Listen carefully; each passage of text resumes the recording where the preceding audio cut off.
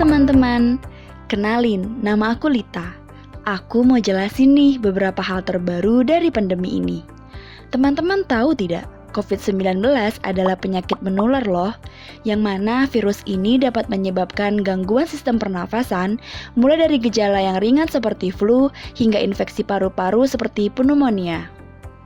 COVID-19 menjadi menakutkan karena penyebaran yang cepat dan hingga saat ini belum ditemukan obat atau vaksin yang dapat mengobati atau mencegah sakit. Sejak awal kemunculannya, virus ini terus berevolusi. Ini dapat dibuktikan dengan gejala-gejala yang ditimbulkannya. Beberapa gejala-gejala COVID-19 yaitu demam, suhu tubuh di atas 38 derajat Celcius, batuk kering, hidung tersumbat, pilek, gangguan indera penciuman, sakit tenggorokan, sakit dan nyeri kepala, selalu merasa lemas dan lesu, dan sesak nafas. Nah, selain gejala umum tadi, ditemukan juga gejala lain yang juga bisa muncul loh. Di antaranya, gangguan pencernaan seperti diare dan ruam di kulit. Gejala-gejala COVID-19 ini umumnya muncul dalam waktu 2 hari sampai 2 minggu setelah penderita terpapar virus corona. Nah, jika teman-teman mengalami beberapa gejala tersebut, jangan sampai menunggu lama ya. Cepatlah pergi ke puskesmas atau klinik terdekat untuk mendapatkan pelayanan kesehatan. Teman-teman sudah tahu belum kalau infeksi COVID-19 dapat menyebar dengan beberapa cara loh? Yang pertama, virus corona dapat menular secara langsung dari orang ke orang melalui droplet atau percikan air yang keluar saat orang berbicara, batuk, dan bersin. Yang kedua, kontak dengan orang yang terjangkit secara langsung, seperti berjabat tangan, cium pipi, berpelukan, dan lain-lain. Yang ketiga, menyentuh permukaan benda yang terinfeksi droplet orang yang terjangkit. Teman-teman, ada loh kelompok yang rentan terjangkit COVID-19. Kelompok tersebut terdiri dari orang yang merawat pasien COVID-19, ibu hamil, lansia, dan orang yang memiliki penyakit bawaan seperti hipertensi, sakit jantung, asma, kanker, dan diabetes.